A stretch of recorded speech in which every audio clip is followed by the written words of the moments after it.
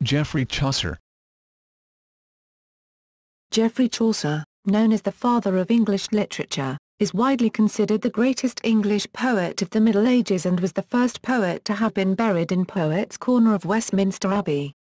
While he achieved fame during his lifetime as an author, philosopher, alchemist and astronomer, composing a scientific treatise on the Astrolabe for his 10-year-old son Louis, Chaucer also maintained an active career in the civil service as a bureaucrat, courtier and diplomat. Among his many works, which include the Book of the Duchess, The House of Fame, The Legend of Good Women and Troilus and Criseyde, he is best known today for the Canterbury Tales. Chaucer is a crucial figure in developing the legitimacy of the vernacular, Middle English, at a time when the dominant literary languages in England were French and Latin. Life. Geoffrey Chaucer was born in London sometime around 1343, though the precise date and location of his birth remain unknown. His father and grandfather were both London vintners. Several previous generations had been merchants in Ipswich. His family name derives from the French chausseur, meaning shoemaker. In 1324 John Chaucer, Geoffrey's father, was kidnapped by an aunt in the hope of marrying the 12-year-old boy to her daughter in an attempt to keep property in Ipswich. The aunt was imprisoned and the PS 250 fine levied suggests that the family was financially secure, bourgeois, if not elite. John Chaucer married Agnes Cobden, who, in 1349, inherited properties including 24 shops in London from her uncle, Hamo de Cobden, who is described in a will dated April 3, 1354 and listed in the City Hustings roll as moneyer. He was said to be moneyer at the Tower of London. In the City Hustings roll 110, 5, Ric 2, dated June 1380, Geoffrey Chaucer refers to himself as Me Gaulfridam Chaucer, Filium Johannes Chaucer, Vinatarier, Londoni. While records concerning the lives of his contemporary poets, William Langland and the Pearl poet are practically non-existent, since Chaucer was a public servant, his official life is very well documented, with nearly 500 written items testifying to his career. The first of the Chaucer life records appears in 1357, in the household accounts of Elizabeth de Burgh, the Countess of Ulster, when he became the noblewoman's page through his father's connections. She was married to Lionel, Duke of Clarence, the second surviving son of the king, Edward III, and the position brought the teenage Chaucer into the close court circle, where he was to remain for the rest of his life. He also worked as a courtier, a diplomat, and a civil servant, as well as working for the king, collecting and inventorying scrap metal. In 1359, in the early stages of the Hundred Years' War, Edward III invaded France and Chaucer travelled with Lionel of Antwerp, 1st Duke of Clarence, Elizabeth's husband, as part of the English army. In 1360, he was captured during the Siege of Reims. Edward paid PS 16 for his ransom, a considerable sum, and Chaucer was released. After this, Chaucer's life is uncertain, but he seems to have travelled in France, Spain, and Flanders, possibly as a messenger and perhaps even going on a pilgrimage to Santiago de Compostela. Around 1366, Chaucer married Philippa de Roet. She was a lady-in-waiting to Edward III's queen, Philippa of Hainault, and a sister of Catherine Swynford, who later, c. 1396, became the third wife of John of Gaunt. It is uncertain how many children Chaucer and Philippa had, but 3 or 4 are most commonly cited. His son, Thomas Chaucer, had an illustrious career, as chief butler to 4 kings, envoy to France, and Speaker of the House of Commons. Thomas's daughter, Alice, married the Duke of Suffolk. Thomas's great-grandson, Geoffrey's great-great-grandson, John de la Pole, Earl of Lincoln, was the heir to the throne designated by Richard III before he was deposed. Geoffrey's other children probably included Elizabeth Shochi, a nun at Barking Abbey; Agnes, an attendant at Henry IV's coronation; and another son, Louis Chaucer. Chaucer's treatise on the Astrolabe was written for Louis. Chaucer probably studied law in the Inner Temple, an inn of court, at this time. He became a member of the royal court of Edward III as a valet de chambre, yeoman, or esquire on June 20, 1367, a position which could entail a wide variety of tasks. His wife also received a pension for court employment. He travelled abroad many times, at least some of them in his role as a valet. In 1368, he may have attended the wedding of Lionel of Antwerp to Violante Visconti, daughter of Galeazzo II Visconti, in Milan. Two other literary stars of the era were in attendance, Jean Froissart and Petrarch. Around this time, Chaucer is believed to have written the Book of the Duchess in honour of Blanche of Lancaster, the late wife of John of Gaunt, who died in 1369. Chaucer travelled to Picardy the next year as part of a military expedition. In 1373 he visited Genoa and Florence. Numerous scholars such as Skeat, Boitani, and Roland suggested that, on this Italian trip, he came into contact with Petrarch or Boccaccio. They introduced him to medieval Italian poetry, the forms and stories of which he would use later. The purposes of a voyage in 1377 are mysterious, as details within the historical record conflict. Later documents suggest it was a mission, along with Jean Froissart, to arrange a marriage between the future King Richard II and a French princess, thereby ending the 100 Years' War. If this was the purpose of their trip, they seem to have been unsuccessful, as no wedding occurred. In 1378, Richard II sent Chaucer as an envoy, secret dispatch, to the Visconti and to Sir John Hawkwood, English condottiere, mercenary leader, in Milan. It has been speculated that it was Hawkwood on whom Chaucer based his character the knight in the Canterbury Tales, for a description matches that of a 14th-century condottiere. A possible indication that his career as a writer was appreciated came when Edward III granted Chaucer a gallon of wine daily for the rest of his life for some unspecified task. This was an unusual grant, but given on a day of celebration, St. George's Day, 1374, when artistic endeavours were traditionally rewarded. It is assumed to have been another early poetic work. It is not known which, if any, of Chaucer's extant works prompted the reward, but the suggestion of him as poet to a king places him as a precursor to later poets laureate. Chaucer continued to collect the liquid stipend until Richard II came to power, after which it was converted to a monetary grant on April 18, 1378. Chaucer obtained the very substantial job of Comptroller of the Customs for the Port of London, which he began on June 8, 1374. He must have been suited for the role as he continued in it for 12 years, a long time in such a post at that time. His life goes undocumented for much of the next 10 years, but it is believed that he wrote, or began, most of his famous works during this period. He was mentioned in law papers of May 4, 1380, involved in the raptus of Cecilia Champagne. What raptus means is unclear, but the incident seems to have been resolved quickly and did not leave a stain on Chaucer's reputation. It is not known if Chaucer was in the city of London at the time of the Peasants' Revolt, but if he was, he would have seen its leaders pass almost directly under his apartment window at Aldgate. While still working as Comptroller, Chaucer appears to have moved to Kent, being appointed as one of the Commissioners of Peace for Kent, at a time when French invasion was a possibility. He is thought to have started work on the Canterbury Tales in the early 1380s. He also became a Member of Parliament for Kent in 1386. There is no further reference after this date to Philippa, Chaucer's wife, and she is presumed to have died in 1387. He survived the political upheavals caused by the Lords Appellants, despite the fact that Chaucer knew some of the men executed over the affair quite well. On July 12, 1389, Chaucer was appointed the Clerk of the King's Works, a sort of foreman organising most of the king's building projects. No major works were begun during his tenure, but he did conduct repairs on Westminster Palace, St George's Chapel, Windsor, continue building the wharf at the Tower of London, and build the stands for a tournament held in 1390. It may have been a difficult job, but it paid well, 2 shillings a day, more than 3 times his salary as a comptroller. Chaucer was also appointed Keeper of the Lodge at the King's Park in Feckenham, which was a largely honorary appointment.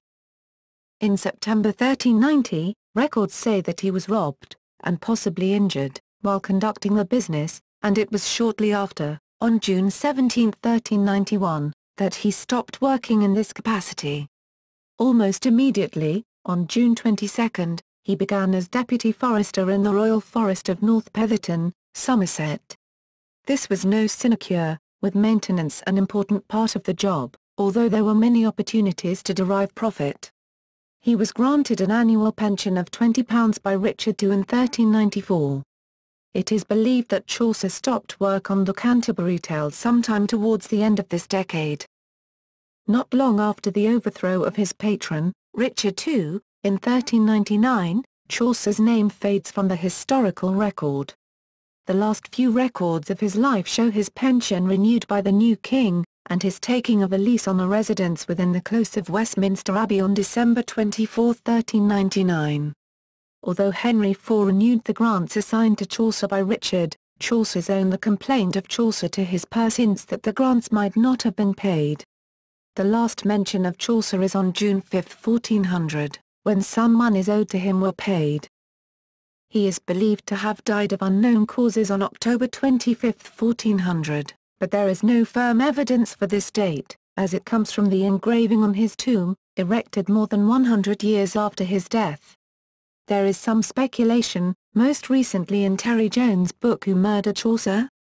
A Medieval Mystery, that he was murdered by enemies of Richard II or even on the orders of his successor Henry IV, but the case is entirely circumstantial.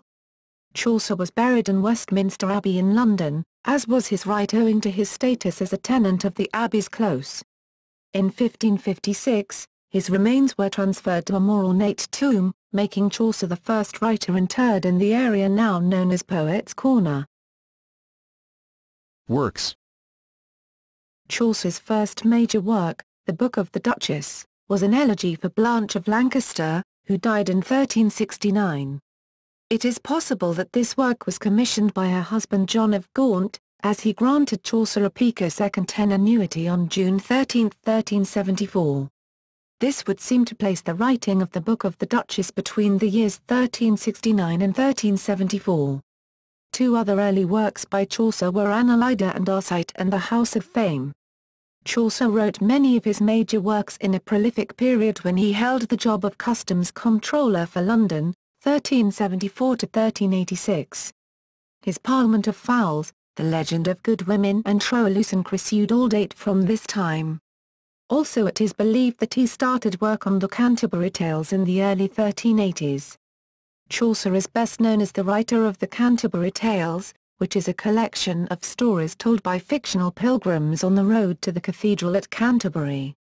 These tales would help to shape English literature.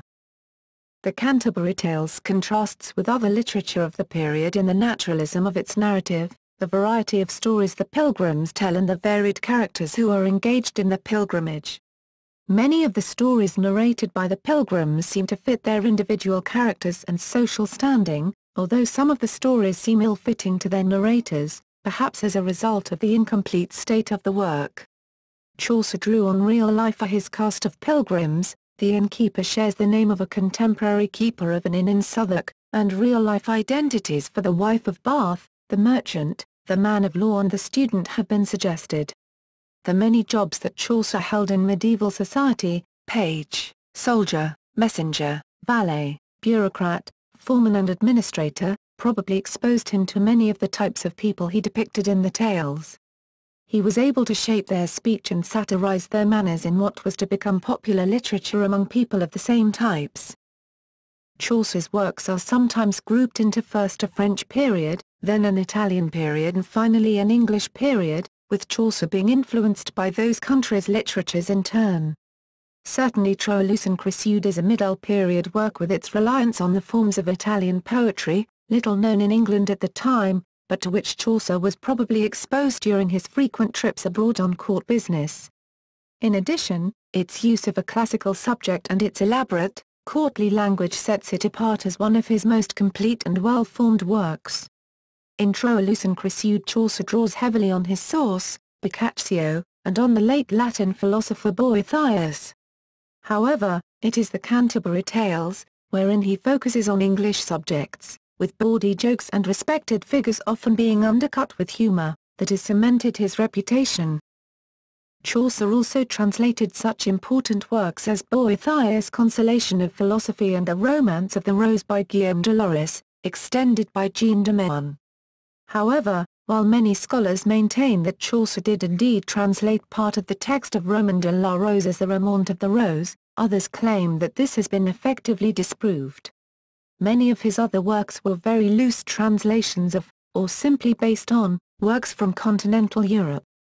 It is in this role that Chaucer receives some of his earliest critical praise. Eustache Deschamps wrote a ballade on the great translator and called himself a nettle in Chaucer's garden of poetry. In 1385 Thomas Uske made glowing mention of Chaucer, and John Gower, Chaucer's main poetic rival of the time, also lauded him. This reference was later edited out of Gower's Confessio Amantis, and it has been suggested by some that this was because of ill feeling between them, but it is likely due simply to stylistic concerns. One other significant work of Chaucer's is his treatise on the Astrolabe, possibly for his own son, that describes the form and use of that instrument in detail and is sometimes cited as the first example of technical writing in the English language. Although much of the text may have come from other sources, the treatise indicates that Chaucer was versed in science in addition to his literary talents. Another scientific work discovered in 1952, Equatry of the Planetis, has similar language and handwriting compared to some considered to be Chaucer's, and it continues many of the ideas from the Astrolabe. Furthermore, it contains an example of early European encryption. The attribution of this work to Chaucer is still uncertain. Influence. Linguistic. Chaucer wrote in continental accentual syllabic metre, a style which had developed since around the 12th century as an alternative to the alliterative Anglo-Saxon metre. Chaucer is known for metrical innovation, inventing the rhyme royal, and he was one of the first English poets to use the five-stress line, a decasyllabic cousin to the iambic pentameter, in his work, with only a few anonymous short works using it before him. The arrangement of these five-stress lines into rhyming couplets, first seen in his The Legend of Good Women, was used in much of his later work and became one of the standard poetic forms in English. His early influence as a satirist is also important, with the common humorous device, the funny accent of a regional dialect, apparently making its first appearance in the Reeve's Tale. The poetry of Chaucer, along with other writers of the era, is credited with helping to standardise the London dialect of the Middle English language from a combination of the Kentish and Midlands dialects. This is probably overstated. The influence of the court, chancery and bureaucracy, of which Chaucer was a part, remains a more probable influence on the development of Standard English. Modern English is somewhat distanced from the language of Chaucer's poems owing to the effect of the great vowel shift sometime after his death. This change in the pronunciation of English, still not fully understood, makes the reading of Chaucer difficult for the modern audience. The status of the final E in Chaucer's verse is uncertain. It seems likely that during the period of Chaucer's writing the final E was dropping out of colloquial English and that its use was somewhat irregular. Chaucer's versification suggests that the final E is sometimes to be vocalized, and sometimes to be silent. However, this remains a point on which there is disagreement.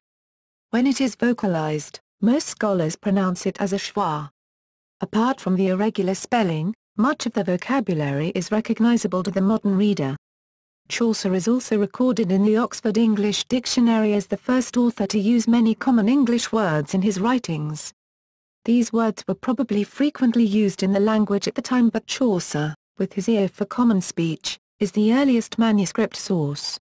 Acceptable, alkali, altercation, amble, angrily, annex, annoyance, approaching, arbitration, armless, army, arrogant, arsenic, arc, artillery and aspect are just some of the many English words first attested in Chaucer.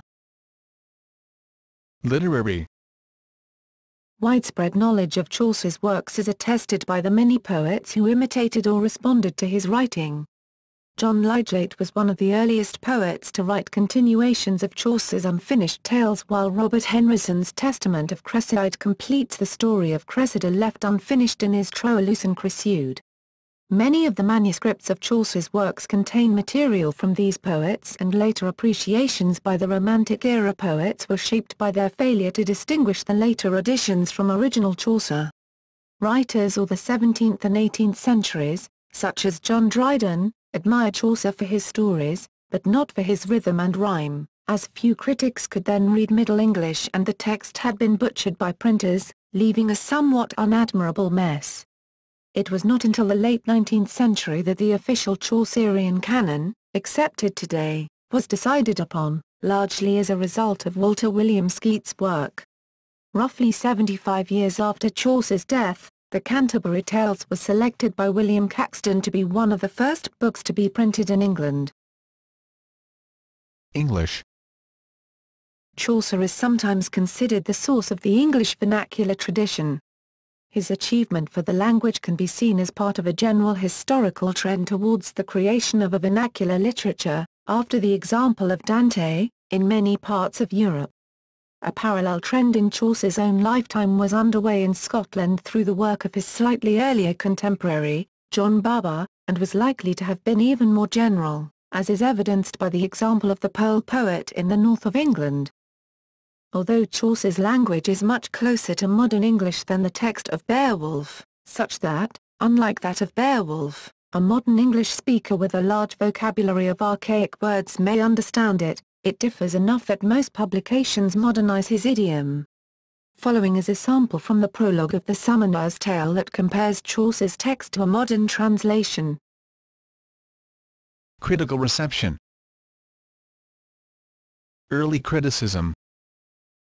The poet Thomas Hoccleve, who may have met Chaucer and considered him his role model, hailed Chaucer as the first finder of our fair language. John Lydgate referred to Chaucer within his own text The Fall of Princes as the lodestar of our language. Around 2 centuries later, Sir Philip Sidney greatly praised Troilus and Criseyde in his own defense of poesy. Manuscripts and audience.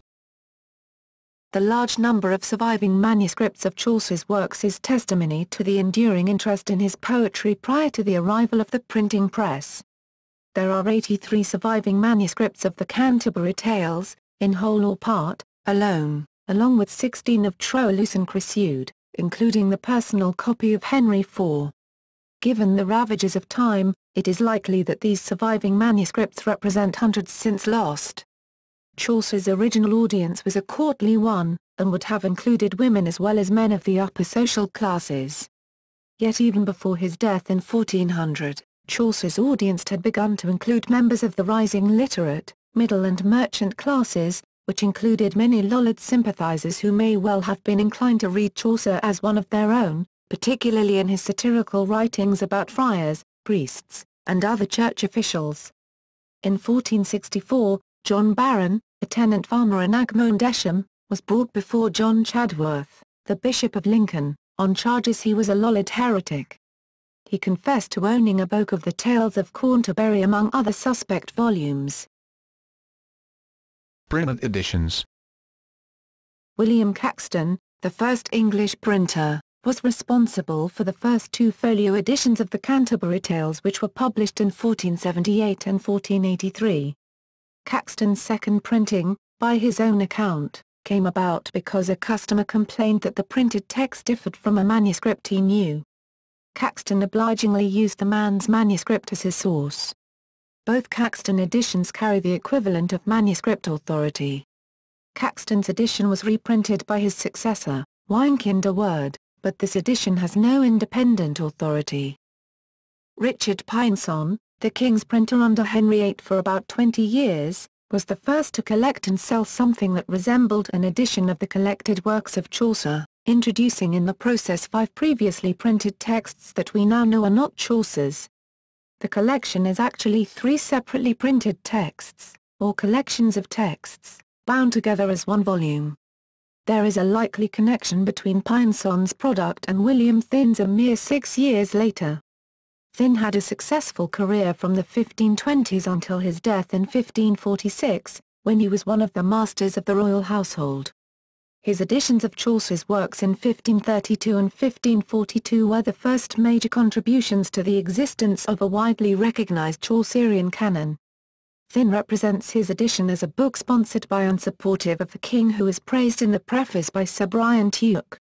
Thynne's canon brought the number of apocryphal works associated with Chaucer to a total of 28, even if that was not his intention. As with Pineson, once included in the works, said epigraphic texts stayed within it, regardless of their first editor's intentions.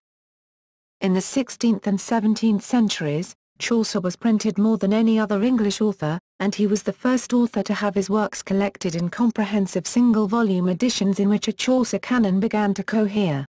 Some scholars contend that 16th-century editions of Chaucer's work set the precedent for all other English authors in terms of presentation, prestige and success in print.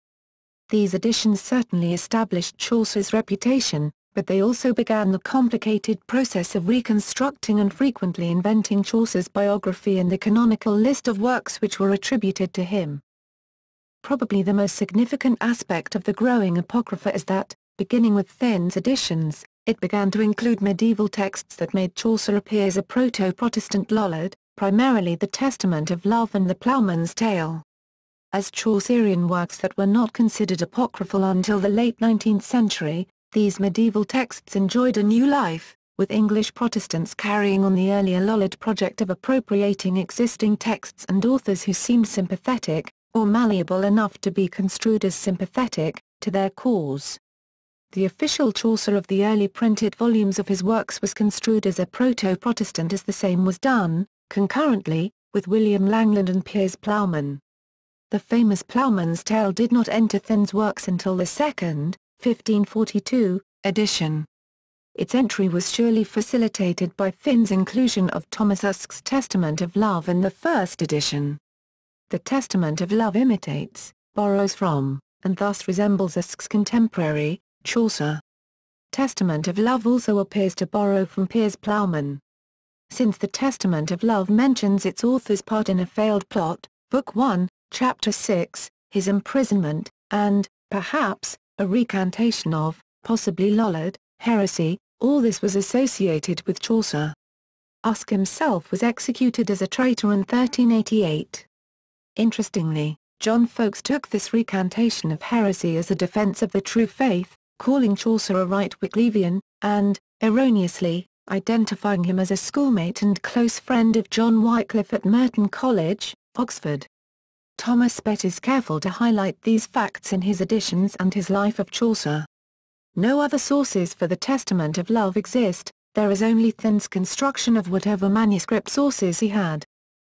John Stowe, 1525–1605, was an antiquarian and also a chronicler.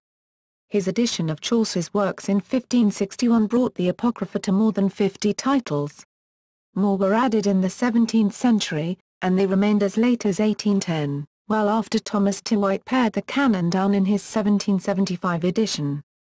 The compilation and printing of Chaucer's works was, from its beginning, a political enterprise, since it was intended to establish an English national identity and history that grounded and authorized the Tudor monarchy and church.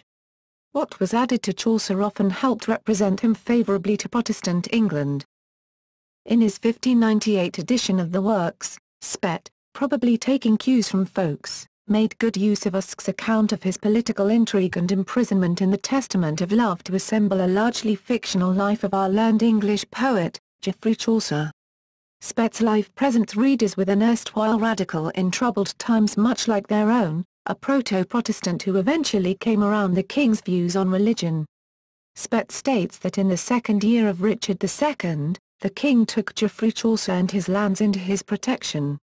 The occasion whereof no doubt was some danger and trouble hereunto he was fallen by favouring some rash attempt of the common people. Under the discussion of Chaucer's friends, namely John of Gaunt, Spett further explains. Later, in the argument to the Testament of Love, Spett adds. Spett is also the source of the famous tale of Chaucer being fined for beating a Franciscan friar in Fleet Street, as well as a fictitious coat of arms and family tree. Ironically, and perhaps consciously so, an introductory, apologetic letter in Spett's edition from Francis Beaumont defends the unseemly, low, and bawdy bits in Chaucer from an elite, classicist position.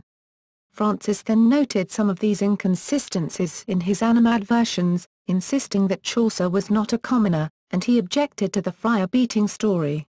Yet then himself underscores Chaucer's support for popular religious reform, associating Chaucer's views with his father William Thynne's attempts to include the Ploughman's Tale and the Pilgrim's Tale in the 1532 and 1542 works. The myth of the Protestant Chaucer continues to have a lasting impact on a large body of Chaucerian scholarship. Though it is extremely rare for a modern scholar to suggest Chaucer supported a religious movement that didn't exist until more than a century after his death, the predominance of this thinking for so many centuries left it for granted that Chaucer was at least hostile toward Catholicism. This assumption forms a large part of many critical approaches to Chaucer's works, including neo-Marxism. Alongside Chaucer's works, the most impressive literary monument of the period is John Ffoulkes's Acts and Monuments. As with the Chaucer editions, it was critically significant to English Protestant identity and included Chaucer in its project. Ffoulkes's Chaucer both derived from and contributed to the printed editions of Chaucer's works, particularly the said epigrapha. Jack Upland was first printed in Ffoulkes's Acts and Monuments, and then it appeared in Spett's edition of Chaucer's works. Spett's Life of Chaucer echoes Ffoulkes's own account, which is itself dependent upon the earlier editions that added the Testament of Love and the Ploughman's Tale to their pages. Like Spett's Chaucer, Ffoulkes's Chaucer was also a shrewd, or lucky, political survivor. In his 1563 edition, Ffoulkes thought it not out of season to couple some mention of Geoffrey Chaucer with a discussion of John Colet, a possible source for John Skelton's character Colin Clout. Probably referring to the 1542 Act for the Advancement of True Religion, Ffoulkes said that he marvelled to consider how the bishops, condemning and abolishing all manner of English books and treatises which might bring the people to any light of knowledge, did yet authorize the works of Chaucer to remain still and to be occupied. Who, no doubt, saw into religion as much almost as even we do now, and uttereth in his works no less, and seemeth to be a right Wyclevian, or else there never was any. And that, all his works almost, if they be thoroughly advised, will testify, albeit done in mirth, and covertly. And especially the latter end of his third book of the Testament of Love. Wherein, except a man be altogether blind, he may espy him at the full, although in the same book, as in all others he useth to do, under shadows covertly, as under a visor, he suborneth truth in such sort, as both privily she may profit the godly minded, and yet not be espied of the crafty adversary. And therefore the bishops, belike, taking his works but for jests and toys, in condemning other books, yet permitted his books to be read. It is significant too, that Ffoulkes's discussion of Chaucer leads into his history of the Reformation of the Church of Christ in the time of Martin Luther, when printing, being opened, incontinently ministered unto the Church the instruments and tools of learning and knowledge, which were good books and authors, which before lay hid and unknown. The science of printing being found, immediately followed the grace of God, which stirred up good wits aptly to conceive the light of knowledge and judgment, by which light darkness began to be espied, and ignorance to be detected. Truth from error, religion from superstition, to be discerned. Ffoulkes downplays Chaucer's bawdy and amorous writing, insisting that it all testifies to his piety. Material that is troubling is deemed metaphoric, while the more forthright satire, which Ffoulkes prefers, is taken literally.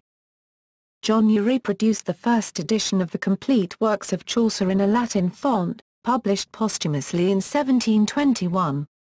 Included were several tales, according to the editors, for the first time printed, a biography of Chaucer, a glossary of Old English words, and testimonials of author-writers concerning Chaucer dating back to the 16th century. According to A.S.G. Edwards, this was the first collected edition of Chaucer to be printed in Roman type.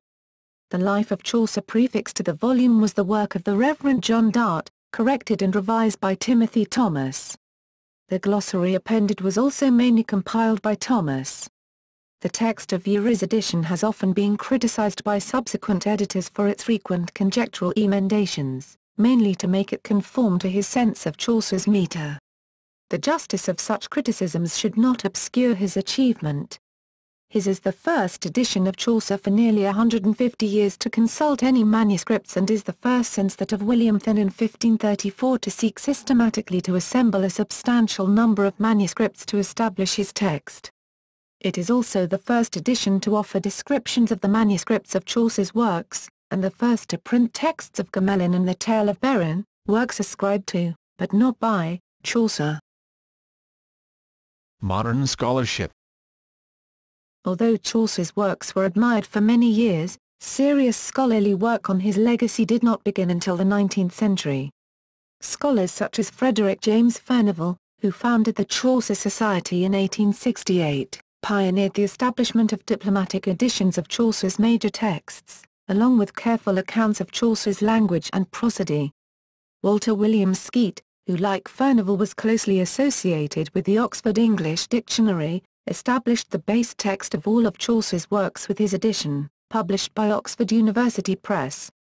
Later editions by John H. Fisher and Larry D. Benson have offered further refinements, along with critical commentary and bibliographies.